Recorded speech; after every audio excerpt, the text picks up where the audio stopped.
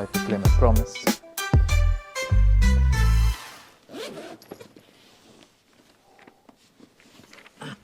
John 14:26. Johannes 14, vers 26. The Bible says, "But the Comforter, whom the Father will send in my name, he shall teach you all things and bring all things to your remembrance, whatsoever I have said unto you." Maar de trooster, de Heilige Geest, die de Vader zenden zal in mijn naam, die zal u in alles onderwijzen en u in herinnering brengen alles wat ik u gezegd heb. If there is a time where we have to know what we believe, the time is now. Als er een tijd is waar we moeten weten wat we geloven, dan is het nu wel. If there is a time where our minds need to be fortified with the word of the Lord, it is now. Waar onze geest gesterkt moet worden door het woord van God, is het nu. We are living in historical times, Want we leven in historische tijden. and we need the presence of the Lord to teach us His word. En we hebben de aanwezigheid van de Heer nodig om zijn woord te bestuderen. Let's pray. We zullen bidden. Father in heaven, Vader in de hemel, we claim the promise of John 14:26, wij leggen beslag, Heer, op deze belofte in Johannes 14, 26. that you will bring us the Comforter, and He shall teach us all things, Dat u ons de trooster schenkt die ons alle dingen zal leren. and show us all things. En ons alle dingen zal laten zien. Lord, things that you have said unto us through the study of the Scriptures. Ja, dingen die u ons heeft laten zien door de studie van de schriften. Oh Father, we ask you that you be with us, Wij vragen u bij ons te zijn. that you bless us with your presence, Dat u ons zegent met uw aanwezigheid. that you grant us forgiveness of sins. Dat u ons vergeving van zonde schenkt. Oh Father, and that you open our understanding. O Vader, dat u ons begrip mag openen. Show us thy will, O God. Laat ons uw wil zien, o God. In Jesus' name, In Jezus' naam. amen. Amen.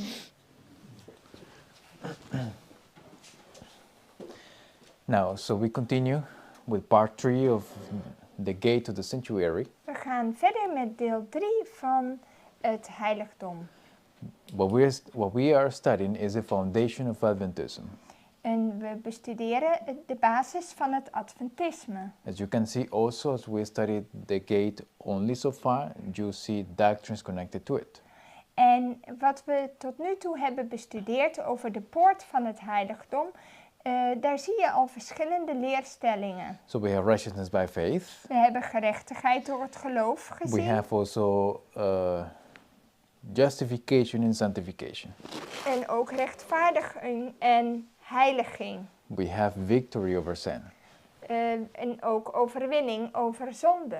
So while we study these things, Terwijl we deze dingen studeren. so in this previous slide, we showed that Joseph received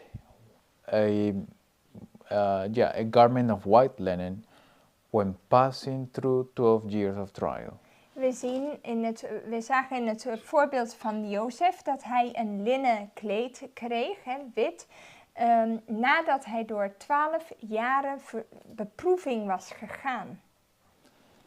So because we talk about a lot Jesus' righteousness, Want we spreken veel over de gerechtigheid van Christus. and that we need His righteousness on us and all that. En dat wij zijn gerechtigheid nodig hebben. But when does it come?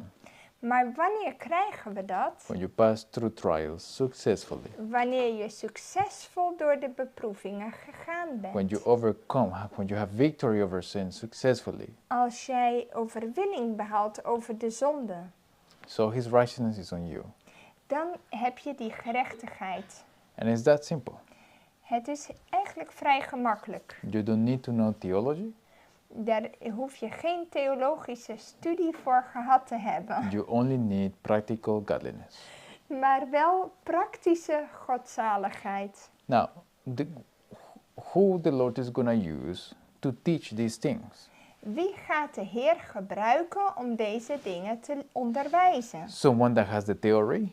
Iemand die de theorie heeft? Or someone that has the experience? Of iemand die de ervaring heeft? Many times we think, okay, this person is consecrated, but this other person right here is going to preach. Ja, vaak dan denken we, diegene is wel toegewijd, maar die ander gaat prediken. We are thinking crooked. We denken een beetje raar. The person that has the practical experience will preach. Degene met de praktische ervaring, die zal prediken. Not the other person, because the other person is a graduate. Niet alleen maar omdat je een papiertje gehaald hebt. No, the Lord does not think like that. Want de Heer denkt op een andere manier. The Lord will use those who have been molded by His hands. Hij gaat diegenen gebruiken die door hem gevormd worden. Okay, so in the experience of Jesus, same thing happened. Ook in de ervaring van Jezus zagen we precies hetzelfde. The Bible says that He was acquainted with grief and sorrow. Hij was bekend met ziekte en met verdriet. And also that He shall see the travail of His soul and shall be satisfied. Hij zou het resultaat van zijn werk zien en tevreden zijn. Sister White says there will be no man called to bear the trials as our Lord Jesus. En Ellen White schrijft dat er niemand zoveel beproeving zal hoeven te dragen als onze Heer, Jezus zelf. Okay, so after his 33 years of service, Na 33 jaar van dienst, faithfulness, trouw, patience, geduld, trials, beproevingen, sufferings, lijden, opposition, tegenstand, rejection, verwerping and fidelity. en ontrouw van mensen. When he died, then the garment of white linen is placed upon him. Maar toen hij stierf, werd hij gewikkeld in wit linnen. So the garment of white linen of his righteousness will be placed upon us when we die to self. En zo is het ook dat het kleed van gerechtigheid op ons geplaatst zal worden wanneer ons eigen ik sterft. Many times in the way we react is because self resists, is trying to survive. Vaak in de manier van reageren blijkt dat ons eigen ik nog best wel levend But the is. Holy Spirit comes. Maar de Heilige Geest komt. That's not right how you reacted. Dat is niet juist hoe je gereageerd hebt. If you're a sincere Christian, Als je een oprechte christen bent, you will say, okay, Lord, forgive me, and then the Lord will help you do different. Not just talk different, do different. dan zal de Heer je dat te binnen brengen en kun je zeggen, ja Heer, dat had beter gekund. Help me volgende keer het beter te doen. Until the Lord helps you to make that point solid. Ja, en de Where Heer you were zal je weak. helpen dat de zwakke punten sterk worden. There you died on that point. En zo sterf je punt voor punt. But you have to be Voor careful. je eigen ik. You have to be careful. Maar je moet voorzichtig zijn. Because self resurrects. Want soms dan lijkt het net alsof het eigen ik weer op kan staan. If you forget your communion with the Lord in the mornings, Als je je wijding, je persoonlijke wijding, je communicatie met de Heer nalaat, your prayer time, je gebedstijd, then that point starts to grow up again. dan kan het zijn dat zo'n punt weer naar boven komt. It's a fight. Het is een gevecht. But I learned one thing. Maar ik heb één ding geleerd. I said, Lord, how am I going to make it with so many points? Ik dacht, Heer, hoe ga ik dat redden met zoveel punten? How am I going to make it when they all start growing at the same time? I don't want, but how am I going to make it? Als ze allemaal tegelijk groeien, wat dan? I can't be desperate, cracking my head because that point is not good. Yeah, what can I do? Ja, wat kun je doen als je dit punt en dat punt in je eigen karakter hebt? What the Lord answered was, you need only to keep sin out. En het simpele antwoord is, je moet alleen de zonde buiten de deur houden. The inward change, Die innerlijke verandering, He does. dat doet Hij. I can't do it. Want wij kunnen dat uit onszelf helemaal I niet. can have all the intentions I want. Ik kan alle goede bedoelingen in de wereld I hebben. can be the most sincere Christian ever. En een hele oprechte christen. Watch all the defects, all the points to please the Lord. En letten op al die punten om de Heer te behagen. I won't make it. En toch kan ik het niet redden. Because that's not my part to do. Want dat is niet mijn deel wat ik moet doen. It's not my part to do. Het is niet mijn deel wat ik moet doen. So don't crack your head on that point. Dus daar moeten we niet kopbrekers over hebben. We are called to do our part. Wij moeten ons deel doen. And what is my part? Wat is mijn deel? Keep saying out. Om de zonde buiten de deur te houden. Overcome temptations in his power. Met de kracht van Jezus verzoekingen te overwinnen. Overcoming God's grace, the things that the Lord chose me, is my part to overcome. De dingen doen wat de Heer mij laat zien, waar ik aan moet werken. But the inward change, Maar die innerlijke verandering zelf it is for Him to do. is iets wat de Heer in ons bereikt. And so you can have some peace of soul. En zo kun je de vrede innerlijk bewaren. Otherwise you will be worried and you will be perplexed. Anders ben je continu je zorgen aan het maken. Because you want to achieve perfection, Omdat je die volmaaktheid wilt bereiken, but you are carrying too much weight. maar je hebt zoveel lading wat je nog draagt, wat je zelf draagt. But Jesus said, my burden is light. Maar Jezus zei, mijn last is licht. So something is wrong. Dus iets klopt er niet. We cannot carry the burdens that are not for us. Wij kunnen de lasten niet dragen die niet voor ons bedoeld zijn. And so you can have a simple Christianity, Dat is een simpel christendom, where you can do the will of God waar je de wil van God kan doen and yet be happy. en ook blij zijn. Otherwise, Tegelijkertijd. if you try to carry that weight, you won't be happy. Want als je zelf de lasten wilt dragen, zul je niet blij zijn. And that's how you get Jesus' righteousness. Dat is hoe wij Christus gerechtigheid krijgen. The reason why most of the outer court is white, De reden waarom het meeste van de voorhof allemaal wit is, of course, it shows how much he wants to give of his character to everyone. het laat zien hoeveel hij van zijn karakter ons wil schenken. And okay, we know we have been taught to reflect his character, Ons wordt geleerd dat we naar zijn karakter moeten kijken. but why is that so important? Maar waarom is dat eigenlijk zo belangrijk? Are not other things more important than that? Zijn er niet nog belangrijkere dingen? Why is that so important? Waarom is dat nou zo belangrijk? Yes. Ik denk omdat als wij kijken naar Jezus zijn karakter, zien we een perfectie daarin.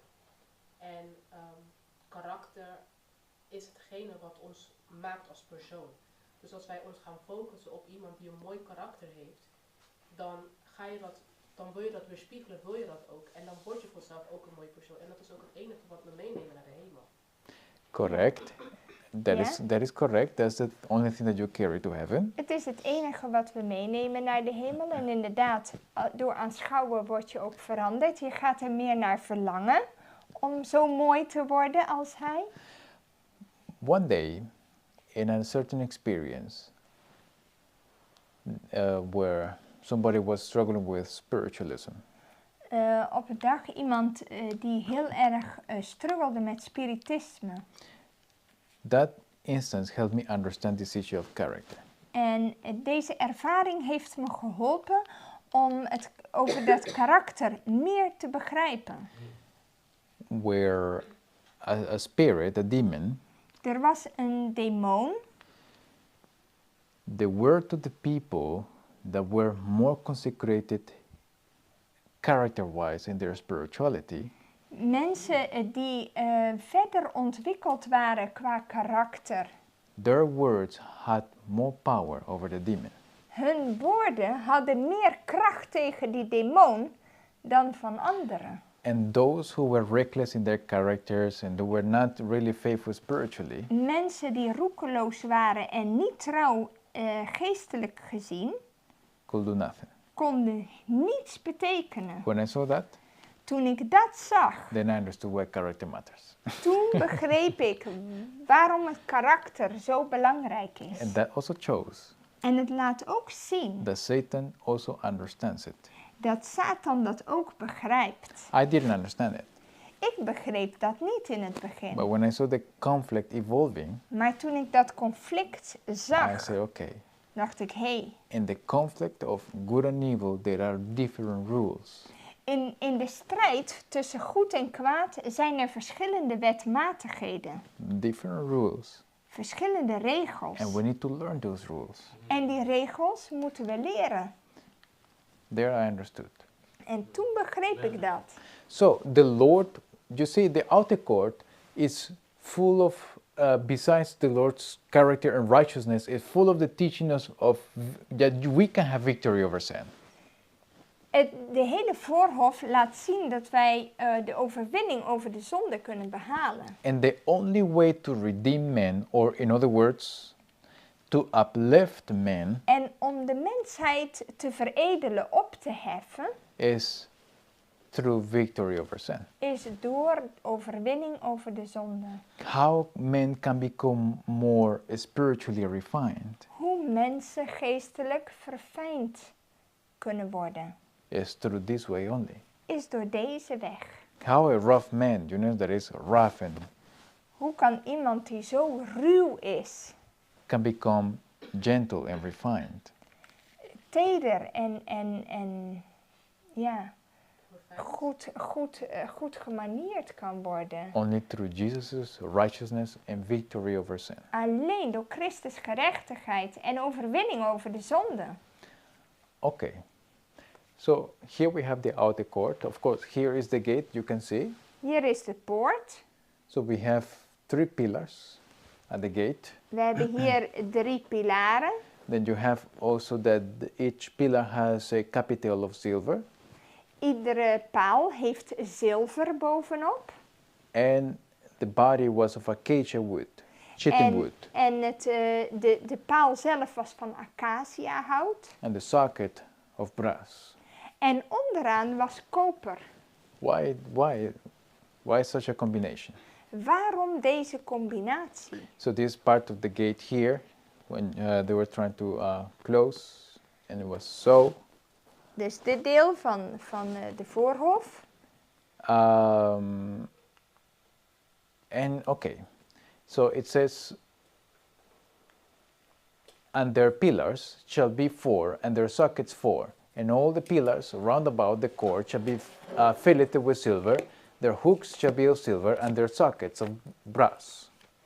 Ja, Exodus 27, vers 16. Verder moet er voor de poort van de voorhof een gordijn van 20 el komen, van blauw-purperen, rood-purperen en scharlakenrode wol en dubbeldraads fijn linnen, borduurwerk. En bovendien 4 bijbehorende pilaren en hun 4 voetstukken. Alle pilaren rondom de voorhof moeten verbindingen van zilver krijgen. Hun haken moeten van zilver zijn en hun voetstukken van koper. So we have at the gate we have 4 pillars. Dus we hebben 4 pilaren. Why we have 4 pillars at the gate? Waarom 4 pilaren bij de poort? The other symbols you already know. Die andere symbolen kennen jullie What does intussen. number 4 represent? Het getal 4, waar staat dat voor? And he shall set up an ensign for the nations, and he shall assemble the outcasts of Israel and gather together the dispersed of Judah from the 4 corners of the earth. Ja, in Jesaja 11 vers 12. So 4 is a universal number. 4 is een universeel getal. Je ziet het, dat het voor de wereld staat. Hij zal een banier omhoog heffen onder de heidevolken en hij zal de verdrevenen van Israël verzamelen en zij die vanuit Juda overal verspreid zijn bijeenbrengen van de 4 hoeken van de aarde. Mark 13:26-27, and they shall, and then shall they see the Son of Man coming in the clouds with great power and glory, and then shall he send his angels and shall gather together his elect from the four winds, from the uttermost parts of the earth to the uttermost part of heaven. In Marcus 13, vers 26 en 27 lezen we: En dan zullen ze de Zoon des Mensen zien komen in de wolken met grote kracht en heerlijkheid. En dan zal hij zijn engelen uitzenden en zijn uitverkorenen bijeenbrengen uit de 4 windstreken, van het uiterste van de aarde tot het uiterste van de hemel. Okay, so what is the gate a symbol for? Dus van wat is de poort een symbool? So the gate is a symbol for Jesus. Voor Jezus. Another word for gate is ladder. Een ander woord voor poort is ladder. Then we have which colors? Blue, We hadden purple, blauw, scarlet, and paars. white linen. we hadden wit, rood. Blue is representing the commandments. Blauw stelt de geboden voor. Red or scarlet is representing his sacrifice. Rood staat voor zijn offer, ook voor de zonde trouwens. Purple is the color for kings. En paars was de kleur voor koningen. And white, righteousness. En wit, gerechtigheid, reinheid. Right? Okay, so his sacrifice and all these things together are represented at the gate. Dus al deze dingen zie je al in de kleuren van de poort. With 4 pillars in it, Met 4 pilaren. reaching these promises to a worldwide situation. Dus deze beloften zijn voor de hele wereld. For everybody. Voor iedereen. And the Jews knew that. En de Joden wisten dat. So why were they so selfish? Waarom waren ze zo zelfzuchtig dat ze dachten dat het alleen maar voor hun was? They knew Als that ze dat wisten. the plan of salvation was for everybody. Het plan van verlossing was voor iedereen. Okay, but what else number 4 represents? Wat stelt het getal 4 nog meer voor? John 11 says, In Johannes 11 Jesus said, Take ye away the stone. Martha, the sister of him that was dead, saith unto him, Lord, by this time he stinketh, for he has been dead how many days? 4 days. In Johannes 11 vers 39 staat: Jezus zei: Neem de steen weg. Martha, de zuster van de gestorvene, zei tegen hem: Heere, hij ruikt al, want hij ligt hier al voor de 4e dag. So number 4 also depicts the healing power at the gate of the sanctuary that he exercises toward the repentant sinner to heal him physically and spiritually. Ja, dus het getal 4 is ook symbool voor de genezende kracht bij de poort van het heiligdom, die hij zal geven aan iedere zondaar die zich bekeert. Okay, Zowel lichamelijk als geestelijk. so the gate, which is the Lord, offers forgiveness of sin and a spiritual healing. Dus Jezus geeft vergiffenis, maar ook genezing. But also physically. Lichamelijk en geestelijk. Okay, so at the gate of the sanctuary you have medical missionary work. Je hebt ook het medisch zendingswerk vertegenwoordigd in de poort. So you don't have to read it from the spirit of prophecy. Dus je hebt het niet alleen uit de geest der profetie nodig You om can dat prove te it. bewijzen. You can prove it from the Bible. Dat kun je ook uit de Bijbel zelf halen. And you can prove it from our very foundations. En uit de basis van het heiligdom. Because the sanctuary is our foundation. Want het heiligdom is onze basis. Okay? Now, John 19:23, then the soldiers, when they had crucified Jesus, took his garments and made how many parts? 4 parts. Wat je ziet in Johannes 19 vers 23, nadat de soldaten Jezus gekruisigd hadden, namen zij zijn kleren en maakten 4 delen ervan. To every soldier a part, and also his coat. Now the coat was without seam, woven from the top to the throughout. Ja, dus voor elke soldaat 1 deel en ze namen ook het onderkleed, maar het onderkleed was zonder naad van bovenaf als 1 geheel geweven. So his garment was rent in 4 parts. Dus zijn bovenkleed werd in 4 delen verdeeld. He is the gate. Hij is de poort. He is the ladder between heaven and earth. Hij is de ladder tussen hemel en aarde. And his garments, En zijn kleding. as well as the 4 pillars of the gate, En ook die 4 pilaren van de...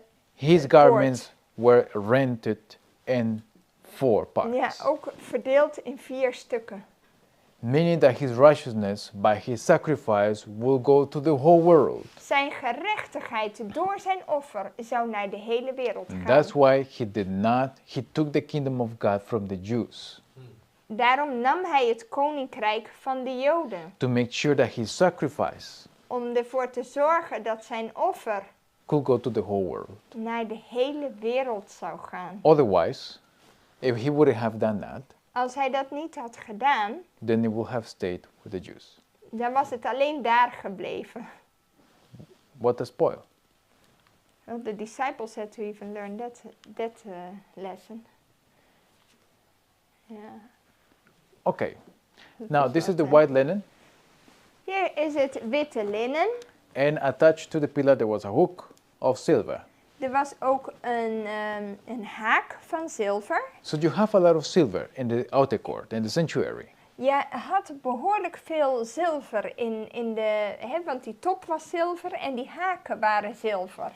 You also have a lot of white linen Ook veel wit linnen and a lot of chittim wood.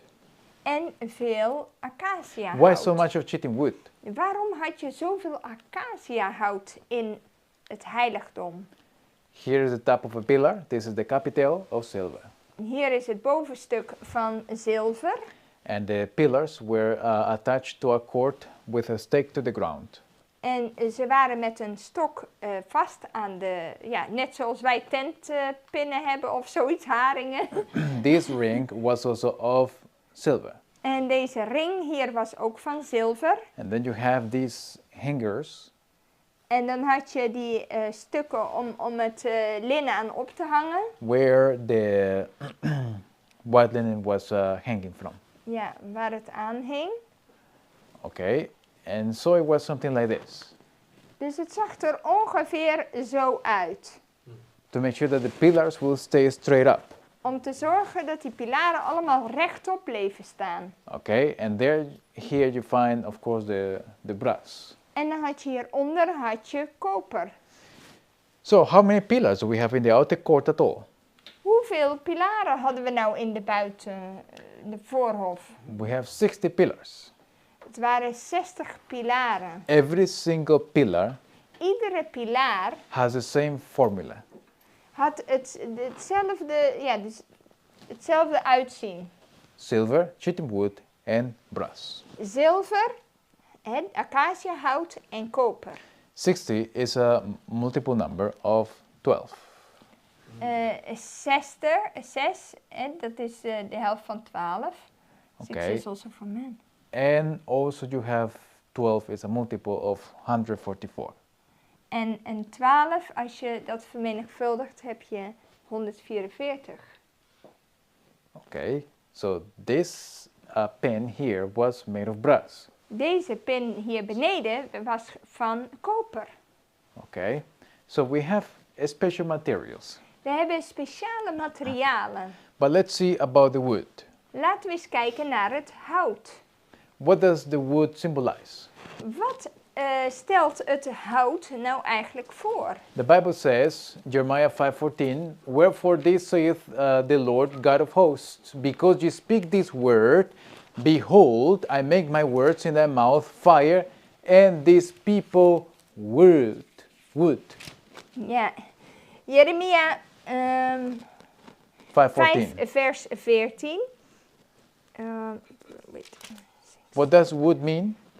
Daar staat hier, daarom zo zegt de Heer, de God van de legermachten, omdat u dit woord spreekt, zie, ik ga mijn woorden in uw mond tot vuur maken en dit volk tot hout, zodat het hen zal verteren. So wood means people. Dus het hout is een symbool voor mensen. Okay, so we go here, so all these pillars are who? Dus al die pilaren, wie zijn dat? Okay, are people, right? Mensen. Dat zijn mensen. People, right? So, but these people here have silver at the capital and a base of brass. Maar deze mensen hebben een kapje van zilver en een voetstuk van koper. Okay. Proverbs 26:21, as coals are burning coals, as coals are to burning coals, and wood to fire, so is a contentious man to kindle strife. Zoals kolen zijn voor vurige kolen en hout is voor een vuur, zo doet een twistzieke man de onenigheid oplaaien. Staat er in Spreuken 26, vers 21. Okay, what kind of wood? Let's see, we have here. The wood that we have for the pillars is chitin wood. En het soort hout is acaciahout, wat gebruikt werd. Acacia, chitin wood. Ja, andere woord is ook wel shittim. The Hout word- is hetzelfde. The word chitin, Ja. right here, chitin wood. The word chitin wood in the Hebrew Dat woord shittim in het Hebreeuws means a sticks of wood, acacia, from its scourging thorns. ja, en het verwijst naar acaciahout, want acacia die heeft heel veel dorens eraan. Het is vreselijk hout om mee te werken. So what is chitin wood? De shittimhout People, right? zijn mensen. And what do people have? En wat hebben die mensen? Thorns, scourging thorns. Vreselijke dorens. Doren zijn die... Dorens zijn net als wat rozen hebben. Van die Oh, alright. prikkende dingen. En behoorlijk. Wij hebben acacia bij ons in de tuin. So that is what we are. Dat is wat wij hebben. Als wij één acaciaboom, we hebben er heel snel hebben omgehakt. Want het is vreselijk. That's why you have a lot of chitin wood in the sanctuary. Daarom heb je zoveel acaciahout in het heiligdom. That's why we cannot have a high opinion of ourselves. Daarom kunnen we geen hoge mening van onszelf hebben. The Bible tells us the truth. De Bijbel vertelt ons de waarheid. We are difficult. Wij zijn moeizaam, We can be problematic. problematisch. And we are thankful that the Lord has a lot of patience. En we mogen dankbaar zijn dat de Heer zoveel geduld heeft met ons. Otherwise, we will be in a problem. Anders zouden we een groot probleem hebben. Yeah. But the acacia, they take the thorns away to make it? Ja, het is- Notice, the thorns, scourging thorns, right? Yeah. It's, when you see a rose, you see thorns, but scourging thorns are, like more, when you touch it, like, Yes. yeah, Kijk, je hebt rozen en dan heb je ook die zijdorens. Maar die dorens van acacia zijn veel erger dan die van rozen. it's difficult to work with. En dat hout, ja, de wood itself, het hout, de stam zelf is gigantisch onregelmatig. Heel taai spul om mee te werken. Geen ene timmerman kiest acaciahout om dingen van te maken. Difficult, lastig om te werken. But yeah. the pillars were without, then they have to make it without the... Exactly, Ja. exactly. That's where sanctification comes in. Dat zie je waar de heiliging binnenkomt. Because every time the Lord says no to you, Want als de Heer zegt nee, He's taking a turn out. neemt hij een doorn weg. Every time you don't like something about somebody else, Als je iets niet mag van iemand anders and the Lord asks you to stay, en de Heer vraagt je om te blijven, all right, there the thorns are.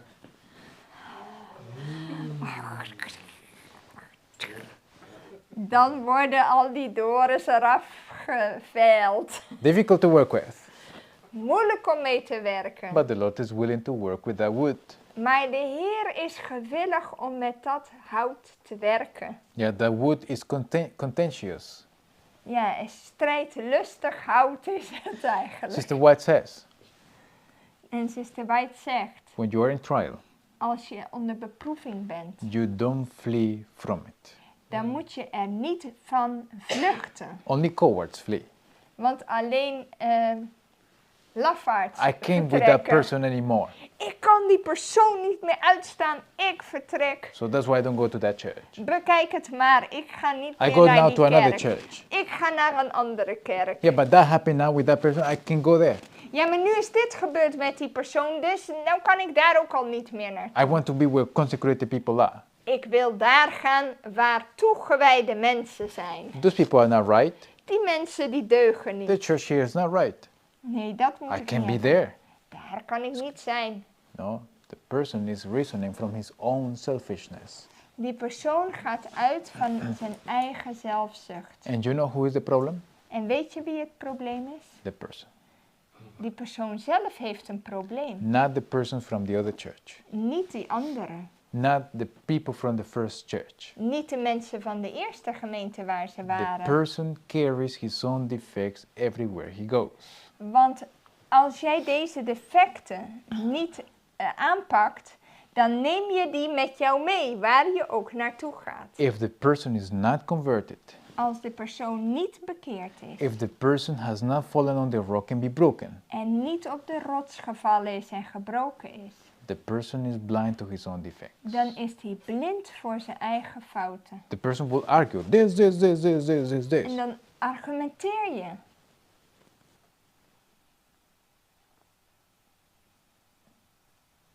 The arguments may seem logical, En die argumenten mogen logisch klinken, but are wrong. maar zijn toch verkeerd. In a marriage, In een huwelijk sometimes ga je ook een beetje schuren. All the time. you know. But if I say the cause of this is my wife, Maar als ik zeg, dat schuren, dat is de schuld van mijn vrouw, then I'm wrong. dan ben ik verkeerd. Because even if she has thorns, Want zelfs al mag ze dorens hebben, but it causes me to do this, maar het zorgt dat het mij gaat schuren, then that means myself is still alive. dan betekent het dat mijn eigen ik nog in leven is, want anders zou ik er niks van merken. So her turns, I'm just giving an example, yeah? Give an example of. When her turns are touching me, Dus als mijn dorens de zijne I'm raken, supposed to be dead. dan moet ik eigenlijk dood zijn voor mijn eigen ik, toch? Dead to self. Dood voor mijn eigen ik. If myself is still alive, Maar als mijn eigen ik nog levend is, then what are you doing? huh, wat doe jij? And then this starts. En dan begin je te schuren. That's how it works. Zo werkt dat. And that's how it works in the church. En zo werkt het eigenlijk ook in de gemeente. So I went through this many times. Ik ben hier heel vaak doorheen gegaan. If there's a person, let me put it this way, not a person that I don't like, that, or a person that I disagree with. No, not that. That is too easy. Niet per se iemand waar ik het oneens mee ben, dat is te makkelijk. A person that has authority over you Maar een persoon die autoriteit heeft over jou and can make decisions over your life. en die beslissingen kan nemen over jouw leven. And the person is unconverted. En die persoon is niet bekeerd. And you live with that person. En je moet daarmee leven. You see that person every day, whole Je day, ziet die persoon iedere dag, de hele dag, 7 days a week, 7 dagen per week. for years. Jaren achter elkaar. That's a trial. Dat is beproeving, dat kan ik u verzekeren. When you see things smaller than that, you know we disagree. These are candies. Als je zegt van ja, ik ben het niet eens, je hebt oneenigheid hier en daar. Dat zijn kleinigheidjes. That person you see once a week for a few hours. Want je ziet die persoon maar 1 keer per week, voor een paar uurtjes maar. Valt toch nog mee? That's candy. Dus dat is nog een kleinigheidje. That's nothing. But even then, if it causes this, Maar zelfs als dat al schuren, then the Lord is veroorzaakt. allowing the friction to open your eyes and my eyes. dan laat de Heer dat toe om jouw ogen en de mijne te openen. All right, and you're supposed to stay. En dan moet je blijven op de plek waar je bent. If you flee, Als je vlucht, you won't receive any righteousness whatsoever on you. heb je geen gerechtigheid no white die je garments. bereikt. Geen witte kleding. When you read Revelation 7 on this great multitude with white garments, Als je leest in Openbaring 7 over die grote menigte in witte kleding, you read the cases of others. That's for others, not for you. dan moet je dat lezen als dat het voor anderen van toepassing is, maar niet op jou van toepassing als je vlucht. Because you didn't pass the test. Want je hebt de test niet doorstaan. And what is the test? En wat is de test? To love your brother. Om je broeder en zuster lief te hebben, ondanks alles, zouden wij zeggen. That's why the acacia wood has its scourging thorns. En daarom heeft acacia die dorens. Okay? That's how it works. This is acacia wood. Dit is acacia hout. Some of this, here, like that. And so. Kijk, hier zie je al die dorens. Je kunt nog niet één deel van de tak aanraken en de dorens zitten al meerdere in je handen. So when you talk to a person and that person is reacting bad to you, Dus als je met iemand praat en die persoon die reageert naar tegen you je, touch the thorns. dan heb je net de dorens aangeraakt. When the person did something that he shouldn't do, Als die iets gedaan heeft wat hij niet had moeten doen, defects, habits, deeds, whatever. verkeerde daden of woorden of... These are all thorns. Dat zijn allemaal dorens. But the Lord has to scrape off those thorns. Maar de Heer moet die dorens weghalen. But he cannot do it by force. Maar hij kan dat niet met geweld You doen. need to be willing to endure the polishing. Je moet gewillig zijn om dat polijsten toe te laten. Because polished wood goes to heaven. Want gepolijst hout gaat naar de hemel. Unpolished wood stays down here for fire. En wat niet bewerkt is, blijft hier op aarde voor het vuur. Unpolished wood, as Brother Elton rightfully said, do you see unpolished wood here? Zie je hier ongepolijst hout? It is polished already. Het is hier bewerkt. Kijk hoe mooi het is geworden. So, who are walking in the experience of the sanctuary? The thorny acacia wood? Wie wandelt hier in het heiligdom? Is dat het doornige acacia hout? Those who have frictions at the church and at home, right? Diegenen die fricties hebben, schuringen thuis en in de kerk. The situation is like this because of you. En de situatie is zo vanwege jou, ja? And she says, no, because of you. No, it's because you did this and blah, blah, blah, blah, blah, blah, blah, blah. No, we cannot. This experience is not from the sanctuary. Dat is niet hoe het heiligdom eruit ziet. The experience is still outside the outer court. Dit is de ervaring buiten het heiligdom. All right? All right. So as you see here, all this wood is nicely polished. Al dit hout is mooi gepolijst, mooi Alright. zacht. That means that this wood right here Dus dit hout has been willing to be polished by the Lord, was gewillig om gepolijst te worden door de Heer. and their eyes have been opened to their true situation. En hun ogen zijn geopend om hun ware toestand te erkennen. There are many defects that you will not be able to see. Er zijn veel fouten en gebreken die wij van onszelf niet eens zien. You can't see it. Je ziet ze niet. You have nothing on here, Het is net alsof je oogkleppen but op you hebt. don't see it. Je ziet het niet. How are you going to see it? Hoe ga je het zien? Through trial. Door beproeving. If you avoid the trial and say, I'm going to leave, En als je die beproevingen probeert te vermijden, you stay blind. dan blijf je blind. And that's a problem. Dat is een probleem. That can jeopardize your salvation. Dat kan je redding op het spel zetten. Also, that will make you a spiritual dwarf. En het maakt je een geestelijke dwerg. Because you don't grow. Want zo kun je niet verder groeien. When the heat starts to be felt, Als de hitte komt you stand up and leave. en je gaat weg. Because the others are wrong. Want die anderen zijn verkeerd. That's a problem. Dat is een probleem. We had to resist the heat. We moeten daarmee dealen. Daarmee omgaan. And don't go anywhere.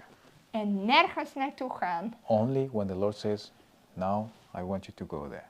Alleen wanneer de Heer zegt, nu wil ik je daar hebben, maar anders moet je vanwege moeilijkheden niet weggaan. That's it. Dat is wat het is. Okay, so I have to be willing that the Lord polishes my thorns. Dus ik moet gewillig zijn dat de Heer mijn dorens wegpolijst. Okay. Now, this is how it looks like in Africa. Zo ziet het eruit in Afrika. Okay, so this is acacia wood, and this is what the problems of the people are. Dit is acaciahout en dit is wat problematisch is met mensen. So thorns or acacia wood represents the human nature. Die dorens stellen de menselijke natuur voor. Now, we have an evil nature. We all have it. We hebben allemaal een boze natuur.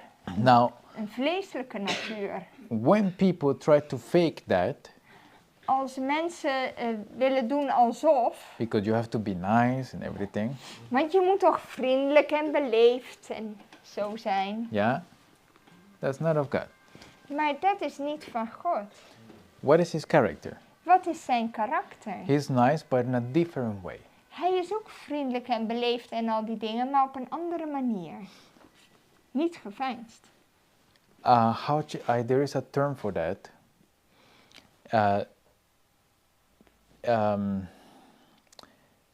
Many people try to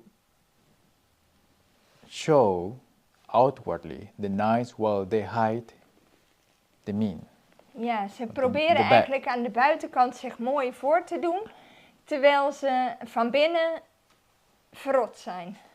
Ja, Okay, and so you can be a nice person in society.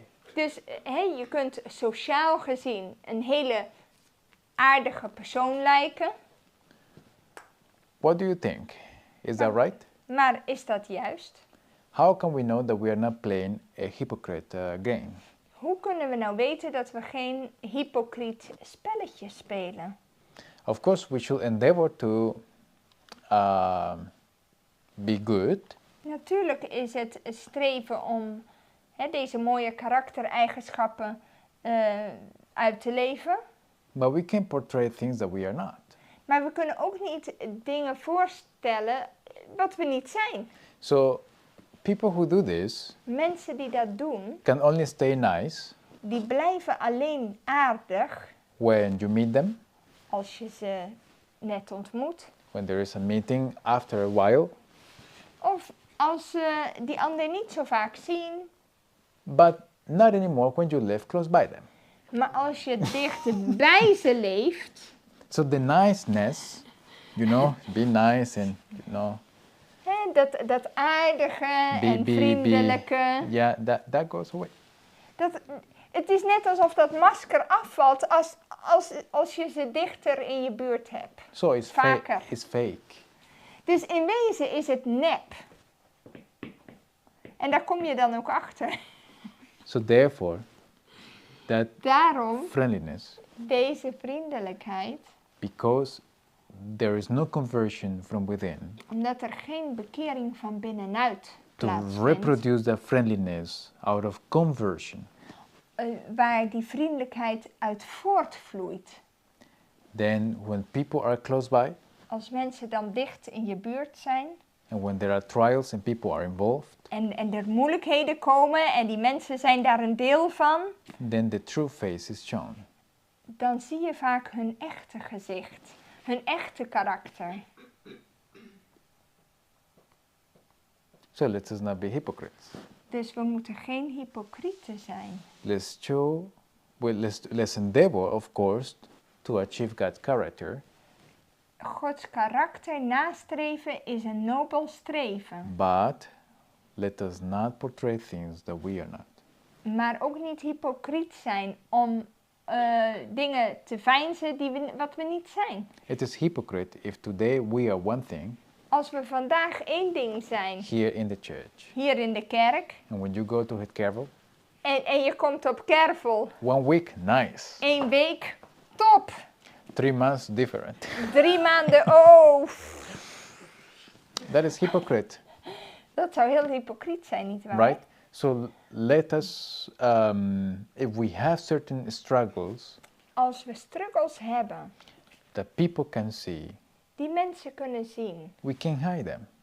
wie? We cannot hide them. Dan is het niet dat we die per se hoeven te verbergen. So let us not play theater. We hoeven geen theater te spelen. Yeah, Iedereen heeft when zijn people are in front of zwakheden. us, nice.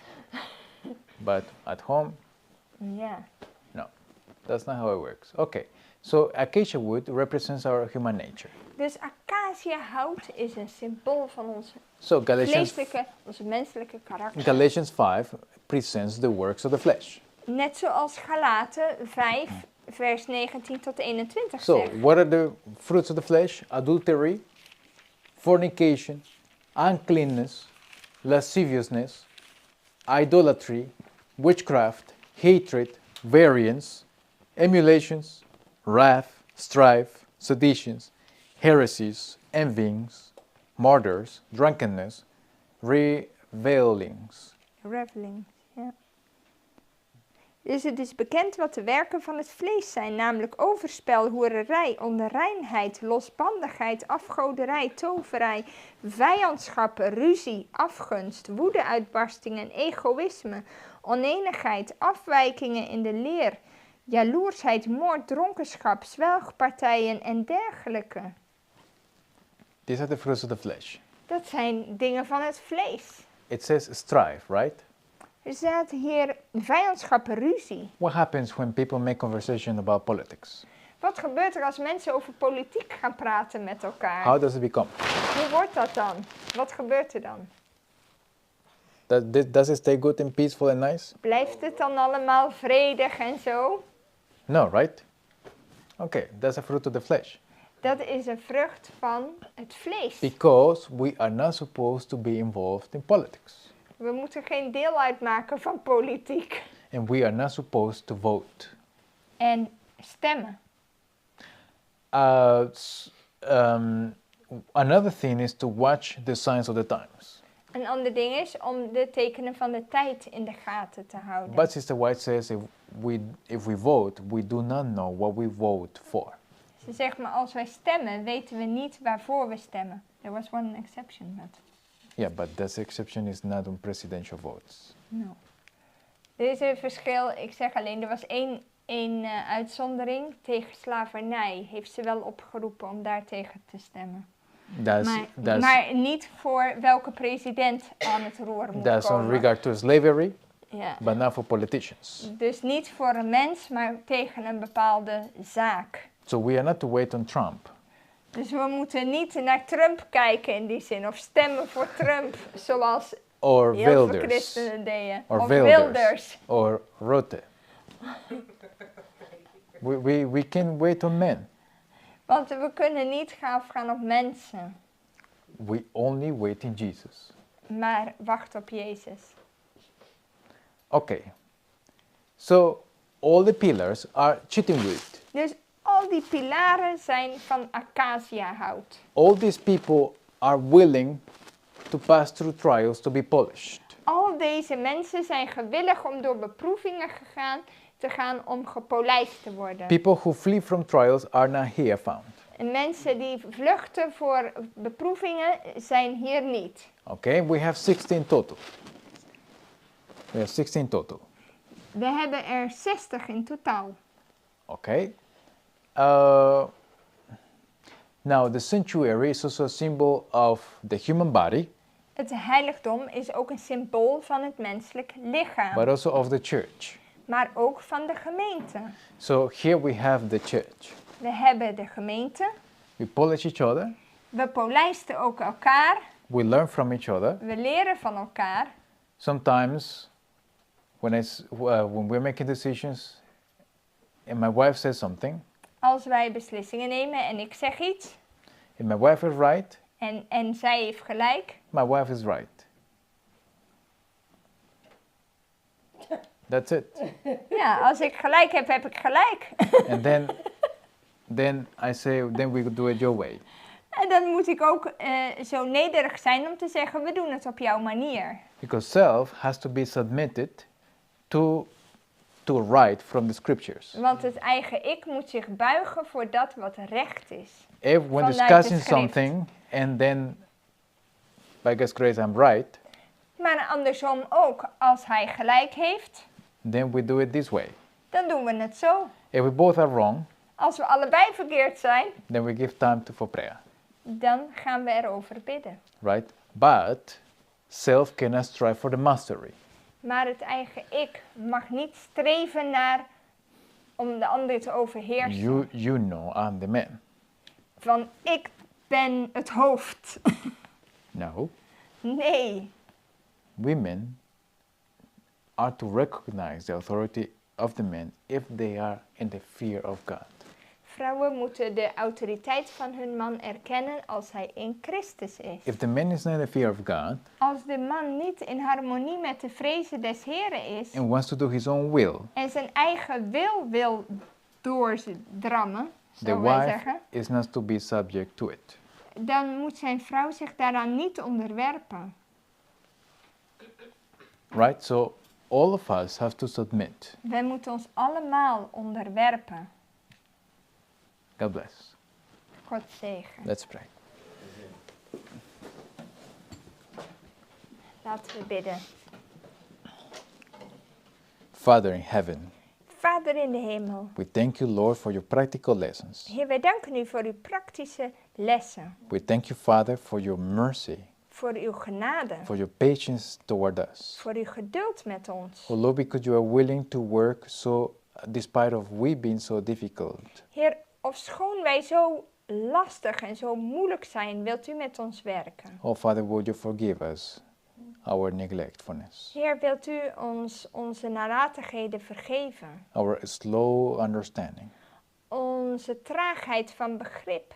Oh Father, we ask you that you grant us the willingness, the courage Heer, wilt u ons de wil en ook de moed geven. to be polished by any agency of your choosing. Om gepolijst te worden op de manier zoals u dat kiest. So Lord, that we can be among those pillars in the sanctuary Zodat wij deel mogen uitmaken van die pilaren in het heiligdom. for thy glory. Tot eer van u. Oh Father, please transform our characters Heer, wilt u onze karakters veranderen. and grant us victory over sin. En ons overwinning over zonde schenken. In Jesus' name and for his sake. In Jezus' naam bidden we dat. Amen. Amen. Amen.